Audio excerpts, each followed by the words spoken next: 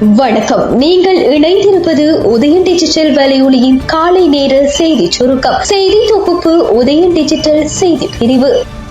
சாவகச்சேரி ஆதார மருத்துவமனையின் முன்னாள் மருத்துவ அத்தியட்சகர் மருத்துவர் ராமநாதன் அர்ஜுனாவுக்கு எதிராக சாவகச்சேரி நீதிவான் நீதிமன்றத்தில் 5 வழக்குகள் தாக்கல் செய்யப்பட்டுள்ளதுடன் மருத்துவமனைக்கு செல்லவோ நீதிமன்ற வழக்கு விசாரணைகள் தொடர்பாக முகநூல் நேரலையிலேயோ பதிவுகள் ஊடாகவோ கருத்து தெரிவிக்க கூடாது உள்ளிட்ட நிபந்தனைகள் விதிக்கப்பட்டது.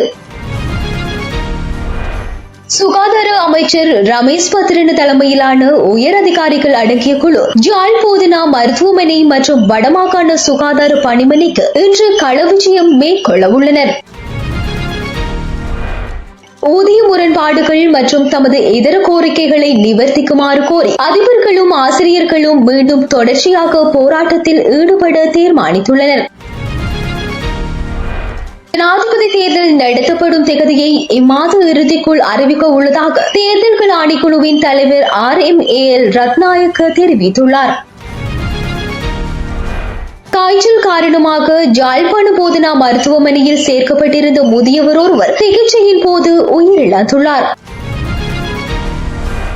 விபத்தில் படுகாயமடைந்து யாழ்ப்பாண போதனா மருத்துவமனையில் சிகிச்சைக்காக சேர்க்கப்பட்ட நபர் சிகிச்சையின் போது உயிரிழந்துள்ளார். வவுனியாவை சேர்ந்த ராகுல் கமிதோ இக்லாத் எனும் நபரே இவ்வாறு உயிரிழந்தவராவார். அனுராதபுரத்தில் நேற்று மாலை லேசான நிலநடுக்கம் பதிவாகியுள்ளதாக புவியியல் ஆய்வு மற்றும் சுரங்க பணியகம் தெரிவித்துள்ளது.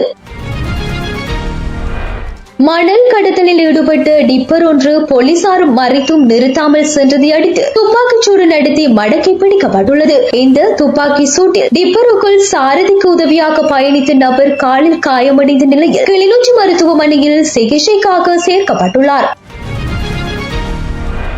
ஒழுக்காற்று நடவடிக்கையாக கத்தோலிக்க மத குருமார் 2 பணி நிறுத்தம் செய்யப்பட்டுள்ளனர் என்று யாழ்ப்பாண மறை மாவட்ட ஆயர் இல்லம் அறிவித்துள்ளது.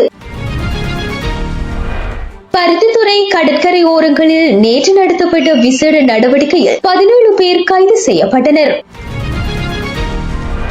பூசா சிறைச்சாலையின் உதவி அத்தியட்சகர் உள்ளிட்ட அதிகாரிகளுக்கு போலீஸ் பாதுகாப்பு பலப்படுத்தப்பட்டுள்ளது. பூசா சிறைச்சாலையின் உதவி அத்தியட்சகரின் கட்டுநாயக்கவில் அமைந்துள்ள வீட்டுக்கு சென்ற அடையாளம் தெரியாத 2 அவரின் குடும்பத்தினரை அச்சுறுத்தியுள்ளனர். இந்த அச்சுறுத்தல் காரணமாக குறித்த அதிகாரிகளுக்கு பாதுகாப்பு பலப்படுத்தப்பட்டுள்ளதாக சிறைச்சாலைகள் ஊடக பேச்சாளர் காமினி பி திசாநாயக்க தெரிவித்துள்ளார். இத்துடன் உதயன் டிஜிட்டல் வலையொலியின் காலை நேர செய்தி சுருக்கம் நிறைவடைகின்றது. தொடர்ந்தும் இரவு நேர பிரதான செய்திகளுடன் இணைந்திருக்கலாம்.